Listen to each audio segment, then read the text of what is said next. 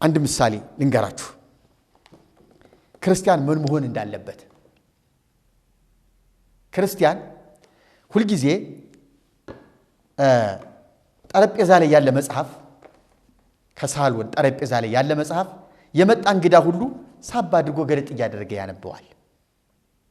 ከመደርደሪያ ገብቶ የተቆለፈ መጽሐፍ ቅዱስ ግን እድሜ ልኩ እንደተቆለፈ ይኖራል እንጂ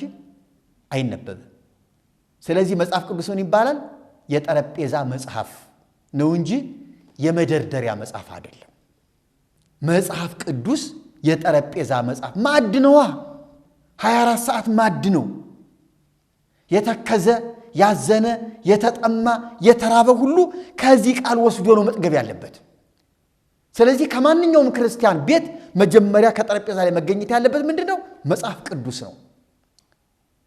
የጠረጴዛ መጽሐፍ የተራበ የተጠማ የናፈቀ ሁሉ መጥቶ የሚመገበው ማለት ነው ስለዚህ መጽሐፍ ቅዱስን በቤታችን ይሄን ያህል ክብር መስጠት አለብን የምንጸልየውን ጸሎት እንኳን የምናወጣው ሐሳቡን የምናገኘው ከመጽሐፍ ቅዱስ ነው ኢየሱስ እንደዚህ ጸልዩ ብሎ ያስተማረን እንዴት ነው መጸለይ ያለብን እንዴት እንጸልይ ብለን ስንል እንደዚህ ብሎ ፎርሙላ ሳይቶናል ያንን ፎርሙላ የምናገኘው ከመጽሐፍ ቅዱስ ነው እንደነዚያ እንዳትጸልዩ እንደነዚያ እንዳትመጸውቱ እንደነዚያ እንዳትጾሙ እያለ አስተምሮናል እናንተ ግን እያለ ነግሮናል ስለዚህ ክርስቲያን እናንተ ግን የተባለውን ነው መኖር ያለብን እንደነዚያ አትሁኑ ከተባል እንደነዚያ መሆን የለብንም ማለት ነው ግብዞች መሆን የለብንም ስለዚህ ክርስቲያን በስራ የተገለጠ በስራ ያሸበረቀ መልካሙን ስራ ለማድረግ በክርስቶስ ኢየሱስ የተፈጠረ ማለት ነው ክርስቲያን ማለት ስለዚህ ክርስቲያን ስራ ፈት አይደለም ማለት ነው ስራ ፈት ክርስቲያን የለም ክርስትና የስራ ፈቶች መከማቻም አይደለም ይሄን በእርግጥ ልንገራችሁ ክርስቲያን ስራ ፈት አይደለም ክርስትና ደግሞ የስራ ፈቶች መከማቻ አይደለም ባለፈው ሳምንት ያነበብኩላችሁ ገድለ ክርስቶስ ሰምራ ገጽ 43 ቁጥር 62 እስከ 64 ነው ዛሬ ማነብላችሁን ደግሞ ተመልከቱ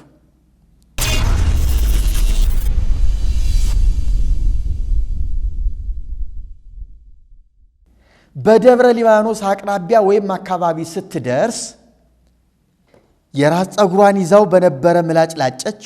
ልብሷንም አውልቃ ለነዳያን አከፋፈለች የያዘችውንም ገንዘብ በመንገድ ላይ ላገኘችው ሁሉ መጽውታ ጨረሰችው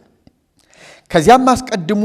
የያዘችውን ልብሰ ምንኩስና ማለት ቀሚሷን አጥልቃ አጽፏ ተጎናጽፋ ቆቧን ደፍታ ደብረ ሊባኖስ ከሴቶች ገዳም ደረሰች የገዳሙ መነኮሳትም በታላቅ ክብር ተቀብለው ወደ ባታቸው አስገቧት ያን አብራ ይዛው የተሰደደችው ሕፃን ልጇን ግን አላስገቡት የወንድ ጾታ የሆነ ሰው ከገዳማቸው እንዳይገባ ሥርዓት አላቸውና ሕፃኑ ግን ከገዳም ውጭ ሆኖ ምርር ብሎ ያለቅስ ነበር ከናቱ ከመለየቱም በላይ ጊዜው ጨልሞ ነበር ልብ በሉ ከመነኮሳቶቹ መካከል አንዲቷ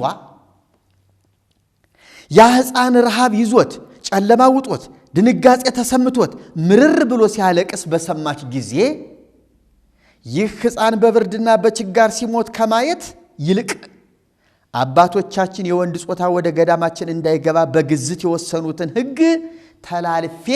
ብኮነን ይሻለኛል በማለት ወደ በዓቷ ልትወስደው ልታስገባው ተነሳች መበለቲቷም ሕፃኑን ለማንሳት ስትሞክር የመላእክት አለቃ ቅዱስ ሚካኤል ነጥቆ ወስዶ ሄሮድስ ካስፈጃቸው ሕፃናት ጋር በገነት አስቀመጠው የሚል ታሪክ ያስነብበናል ገጽ 44 እስከ 45 ቁጥር 65 እስከ 71 ክርስቶስ ሰምራ ከቤቷ ወጣች ገሰገሰች ያ ቁስል እየተላላጠ እየቆረጠች እየጣለች ሄደች ከገዳሙ አቅራቢያ ስትደርስ ግን ከገዳሙ ክልል ስትደርስ ግን እየሆነ ያለው ምንድነው ልብስን መቀየር ጸጉርን መላጨት ምክንያቱም ያ በእንክብካቤ የነበረው ጸጉር በዚያ ሁኔታ ገዳም ውስጥ መግባት ስለማይፈቀድ በዚያ ባለማዊ ልብስ ተለብሶ ገዳም መግባት ስለማይፈቀድ ስለዚህ ቀሚሷን ለበሰች ቆቧን አደረገች አጽፏ አለበሰች ደረበች መነኮሳቱ በታላቅ አቀባበል ተቀበሏት ሕፃኑን ግን እሱን ሕፃን እዚህ አስቀምጭ ወንድ ስለሆነ ከሴቶች ገዳም አይገባም አሏት መሽቷል እሺ አለችና ከደጅ አስቀመጠችው ከገዳሙ ክልል ውጪ ጫካ ነው ደብረ ሊባኖስ ገዳምን ያያችሁ በተለይ የሴቶች ገዳምን ያያችሁ ሰዎች በእውነት ነው መላችሁ ትገረማላችሁ ከዚያ ጫካ ውስጥ አውሬ እኮ ሞልቷል እዚያ ነብር አለ ከዚያ የሰው ተቃዋሚዎች ብዙ ነፍሳት አሉ እባብ አለ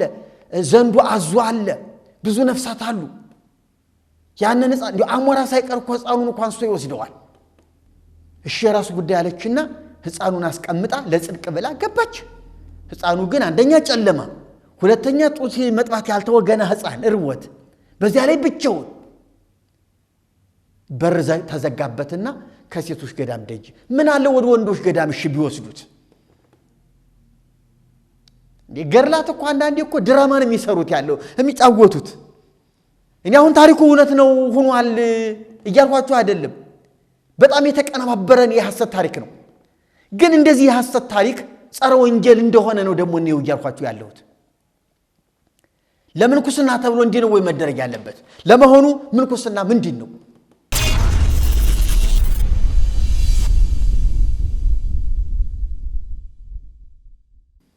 ምንኩስና ማለት የቃሉ ትርጉም መሞት ማለት ነው መንኮሰ ሞተ ማለት ነው በድሮ ቋንቋ በድሮ አባቶቻችን ቋንቋ መንኮሰ ሞተ በቃ አንድ ሰው መነኮሰ ከተባለ ሞተ ምን ማለት ነው ሞተ ማለት ከዚህ ዓለም የለም በቃ ሰውየው እንደሌለ የተቆጠረ አለ ይመላለሳል ግን እንደሌለ የተቆጠረ ካሉት ጋራ አብሮ የማይቆጠር እኔም አሁን ህዝብ ቆጠራ ቢሆን አሁን አብሮ ሊቆጠሩ እኮ ነው መነኮሳቱ ግን መነኮሳቱ ሞተዋል ተብሏል የሞቱ ናቸው የሞቱ ከሆኑ የተቀበሩ በህይወት የሌሉ እንደማለት ነው በዓለም ውስጥ የሌሉ ግን ትልቁን የዓለም ቦታ ይዘውት የምናያቸው እነሱ ናቸው ኑሮውን ይዘውት ያሉት እነሱ ናቸው በድሮ ዘመን መንኮሰ ሞተ ነበር በአሁን ዘመን ግን መንኮሰ በላ ተብሎ ተተርጉሟል መንኮሰ በላ መንኮሰ አጌጠ መንኮሰ አሸበረቀ መንኮሰ ኖራ በቃ እንደዚህ አይነት ግስ ተተርጉሟል ስለዚህ እንግዲህ የድሮው መንኮሰ ሞተ ነበር አሁን ግን መንኮሰ በላ መንኮሰ አጌጠ መንኮሰ አሸበረቀ መንኮሰ ተቀባባ ተዋበ በቃ ዛሬ ባለጸጎች ባለሀብቶች ወይዛዝርቶች የሚውሉባቸው እነዚህ የመታሻ ቦታዎች መታጠቢያ ቦታዎች ሆቴሎች አብዛኞቹ እኮ መነኮሳትም የሚታዩባቸው ቦታዎች ናቸው ግን ምንኩስና ምንድነው ክርስቶስ ሰምራ እኮ እሺ የምንኩስና ህግ የሚባለውን እኮ ተጉዘዋለች ግን የተሳሳተችው ምንድነው ባሏን ባለማማከር ካህን ባሏን ጥላ በመሄድ ቤተሰቧን መልክ ሳታሲስ ይሄንን ሰራተኞቿን አገልግላችሁኛል ተባረኩ እንካቸው የሚገባችሁን እንዴው መነሻ የሥራ መነሻ ይሆናችሁ ብላ መልክ ሳትይዝ መውጣቷ ነው እንጂ እኮ አካሄዷ እኮ ወደ ጫካ ወደ በረሃ መሄዷ እኮ የምንኩስናው ህግ እኮ እንደዛ ነበር የክርስቶስ ህግ ባይሆንም ማለት ነው ያሁኖቹ ግን የተለየ ነው እሺ የድሮ ምንኩስና መንኮሰ ሞተ ከሆነ ሕፃን ሜዳ ጥሎ ሕፃን ልጅ ጫካ ጥሎ አውሬ ይብላ ብሎ ለጽድቅ ነው ወይ የሚሄደው ወይ መጀመሪያ ቤቷን ጥለው አልሄደች አለበለዚያ እንደው ይሄ ሕፃን ከወንድ ገዳም ቢገባ ምንድነው ነውሩ ያሰታቸዋል እንዴ ዝሙት ያሰራቸዋል እንዴ ጾር ይባላል በመነኮሳት በገዳም ህግ ጾር ማለት የዝሙት ስሜት ማለት ነው የዝሙት ፈቃድ ወሲባዊ ፍላጎት ማለት ነው ስለዚህ ጾር ስል ሌላ ቋንቋ እንዳይመስላችሁ የሕፃን ልጅ ገላ ጾር ያስነሳል የወሲብ ፍላጎት ይቀሰቅሳል በነገራችን ላይ በሴት ገዳምም ሆነ በወንድ ገዳም እንስሳት እንኳን ጾታ ያላቸው ወንዶች እንስሳት ከወንድ ገዳም ለምሳሌ አህያ ከብት እንደ ፍየል በግ ወንዶች ነው የሚገቡት ከወንዶች ሴት ፍየል ሴት አህያ ሴት ከብት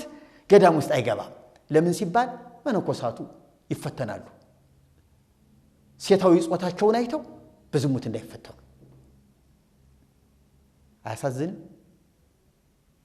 ማን ተሰቃዩ አላቸው? መጽሐፍ ቅዱስ አዘዛቸው እንደዛ ገብተው እንዲሰቃዩ? አታግቡ ያላቸዋል? የእንስሳ ጾታ አይተው የአህያ ጾታ አይተው በዝሙት ከሚሰቃዩ አያገቡም እንዴ? ሰው አያገቡም? ሕፃን ልጅ ጫካ ጥሎ ይሄ እኮ እርግማን ነው። ይሄ እኮ ትልቅ በደል ነው። ሰው ገሎ እንዴት ነው ገዳም የሚገባው? ሕፃን ልጅ ተገሎ። ስለዚህ የተወደዳችሁ ክርስቲያኖች ይህንን ዛሬ በዚህ አጠቃልላለሁ። ወደ ቀጣዩ ክፍልና ጥቅስ ማብራሪያ ለመግባት በሚቀጥለው ሳምንት ልቅጠራችሁ።